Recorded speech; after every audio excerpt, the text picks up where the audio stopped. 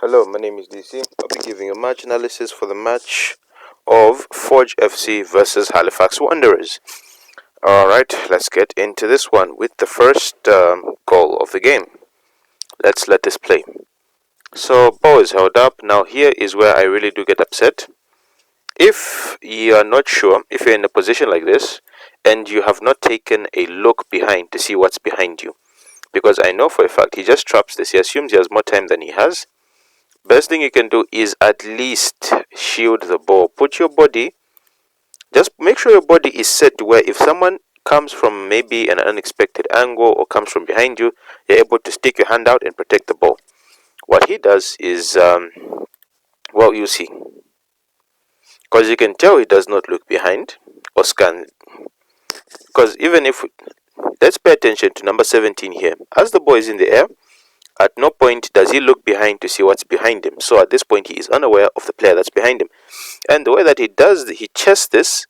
This puts him in even more trouble because the least he could have done, get it down as quick as possible. His teammate would have shouted, either pass it to the keeper, because the keeper here you can pass it to the keeper. Keeper can kick it out, but he leaves it in the air because if you have the ball and it's coming in the air and you don't know what's around you, the best thing you can do, get the ball on the ground as quick as possible.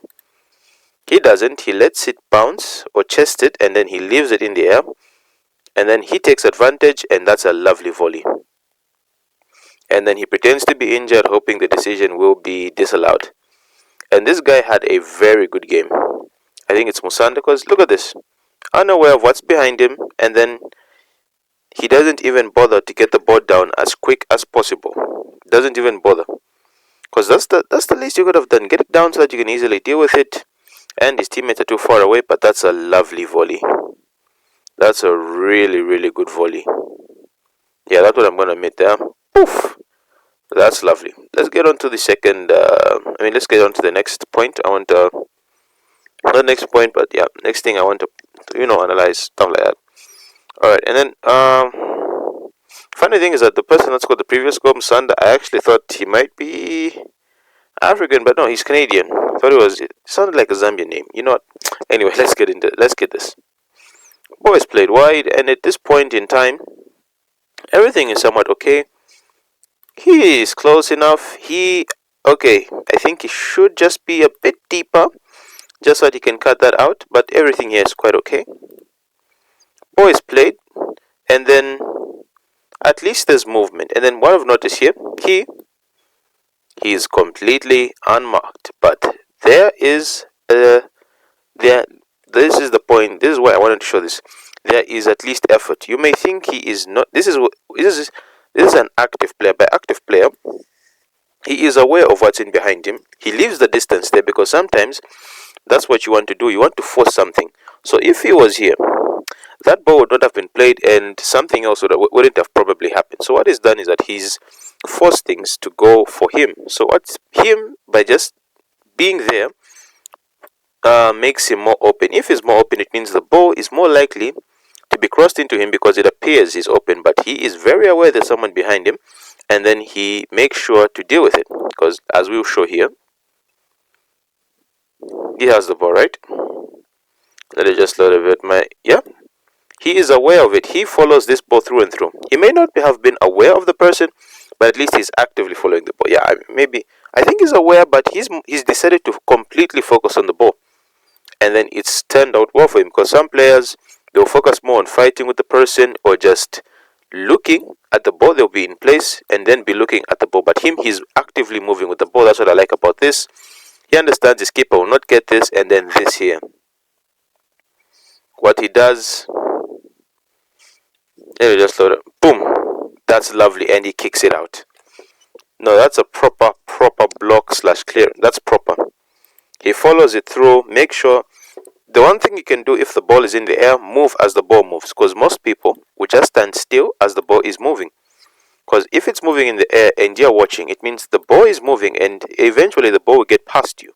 But if the ball is moving in the air, you are here and then you're following the ball, as it's moving, you're more likely to intercept it. But I love this active effort here by this player.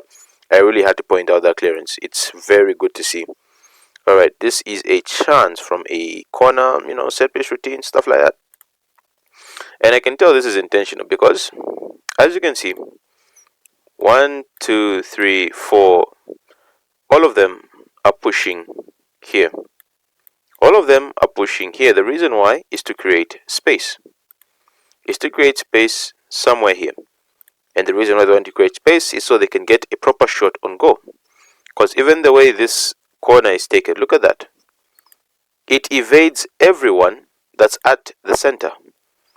It evades everyone that's here and then finds itself in this really good position. Because of those runs that were made by the players to this central area of the pitch, they've created space for someone to take on the shot. Because even when you replay it, you see that he pretends to go there but goes back because he knows the space is going to be there for him. And then I do feel that he could have done better here. He could have done better. He chested down and yeah, but he definitely could have done better. That's a very good chance. Because as the ball goes into the air, he just takes a swipe at it.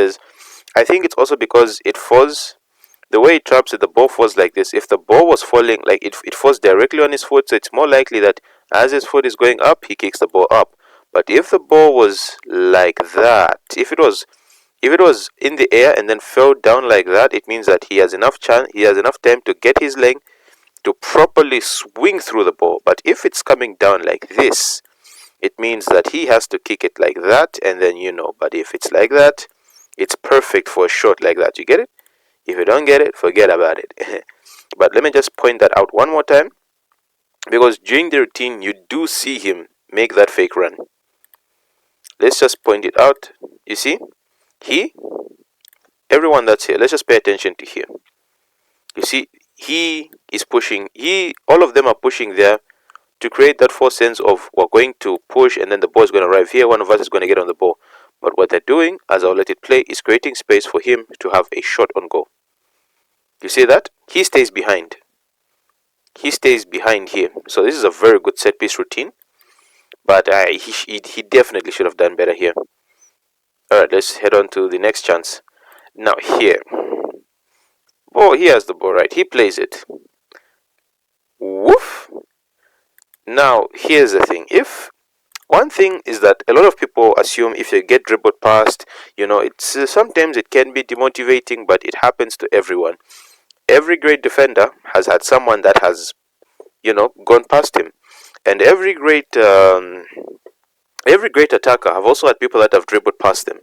But if if someone dribbles past you like that, the least you can do, put your head down, track back. That's the least you can do. Or if you want, you can follow him behind or just track back to where, you're in a position to help your teammates. What you don't do is hold your calf and pretend to be injured. Yes, I'm going to highlight this because so that you can see him. You don't do that. Hold your calf. Oh no, I'm injured. I can't chase back him. Just do the hard yards. Because especially there, I would feel worried because as a coach, because it's understandable. Sometimes someone's going to get past you. It's what you do after someone gets past you. A good example is Malacia versus Salah when he had his debut versus Liverpool. I think that was 22-23 season. Salah was getting past Malacia, but because of Malacia's tenacity, he would immediately chase Salah back. This is what is needed here. He just lets it go, and then he leaves his team short-staffed. We can already see this gigantic space forming. It's just that no one takes advantage of it. Because he could have probably been able to make a run or push someone, but I do like that they properly build it. They don't force any ball. Once again here, I feel they are too narrow. I feel there should be someone here, because I don't feel there's enough cover here, because this is way too much space for someone to be afforded, especially near and around the 18-yard box. That's just too much space. This is too much space, because it's so easy for this person to put the cross in. And then here, another situation. This situation has repeated itself, but I think this is a different player, because I think that guy had number 5 behind his back, or 15, I don't know. And then let's see what happens here. So this is too much space for him, considering the amount of damage he's done to this team. So you see, He has the ball. He's given way too much space. Get the ball, look down, look up, take a touch, and then make a small run to put in that cross. Now let's see what happens here this time. So you can, even as this was playing through, he was aware of the player that's here. But then there's also another player here on the back post. That's why I feel they are very short-staffed in this region here. Because especially here, this is a 2v1. This should not be happening. But anyway, let's see what happens. Alright, so this player here. So he takes his time. He has that much time. He has that much time. And the fact that no one is going out to help him, because they definitely have more than enough. He's not really doing. Number 6 here, not really doing much. He can push on here.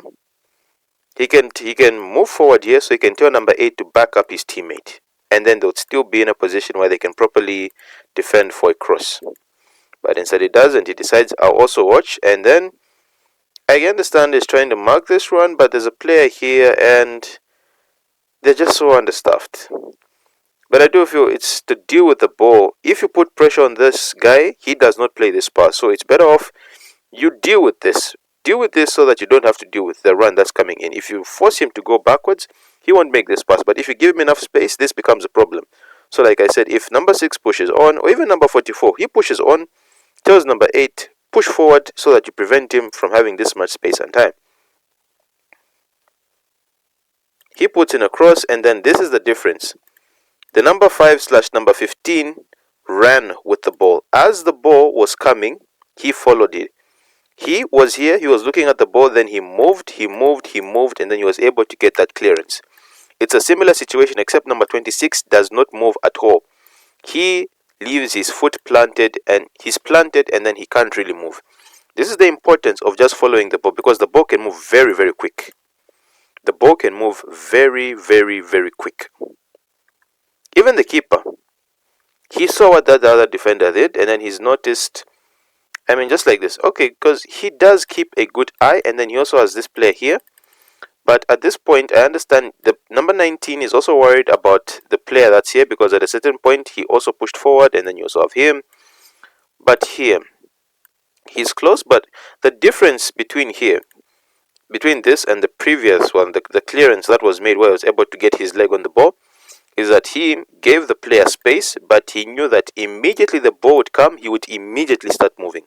Immediately the ball goes in the air, you have to start moving. You give it even just 1 second hesitation, the ball has gotten past you. So he accounted for him not being man to man with immediately being present and moving. Immediately that ball starts moving. For him, he is somewhat man to man, but the problem is as the ball comes, he does not move at all, and then he loses all that. So the best thing you can do, if you're going man for man, hold your hand, put your hand up by your side. If you can touch the player, you're close enough. If you're not touching the player, you are very far away, very, very, very far away. But here, lack of support is what causes this, because if they doubled up, trust me, this goal would not have been scored. It's a good cross, but yeah, cross comes, he's planted, and then number 9 is on the move. If you're man to man, you have to make sure you're constantly touching the defender so as to keep track of where he is, because it's so easy to lose sight. And yeah, nothing much the keeper could do. Really well placed header. But he was just given too much time, and number 17 could have done better. It's better he beats you rather than you giving him that space. It's better you go in, at least you try and force something rather than do that. Celebration. Alright, this one here, what I do like, they hold the ball up here for a bit so that they create some more space here. You see, look at the way the ball is being pushed forward. Now, what I like about this goal more especially is that the cross is put in first time. It's a very sweet ball. And then also, if you look here, it's a really, really good setup. Because you have 1, 2, 3, 4. Yeah, sometimes the best thing you can do, have, everyone is well aligned, and then just have someone that will be slightly behind in case the ball gets past all of you. Just deal with the person that's usually in behind, like an attacker trying to get a long shot. So it's okay here. But it's because this ball is played so early, and the quality of it, I know it hits the post. That's something that's unintentional, and I can understand Why they lose sight? Because look at this. He's close. He assumed the ball was going out. He also assumed the ball was going out. So there they were okay. And it's one of those ones whereby it just happens. It hits the post, but they would have probably been in a very good position to deal with this cross. And then quickly he pounces on it. Goal. Yeah, but otherwise, that cross, ooh, that's a delicious cross. It's one of those cross that says, go on, go on. I know it's not his intention to hit it on the post, but just because of the intention to play it early, something positive comes out of it. Keeper, nothing magic would do, and puts the ball into the back of the net. Otherwise, that's been the match analysis. Very interesting match. Yeah, and always play your crosses in early. Or sometimes there'll be a feeling that I have to hit this early, and give that feeling the green light and do it. Otherwise, don't forget to like, share, subscribe, and I'll see you in the next one.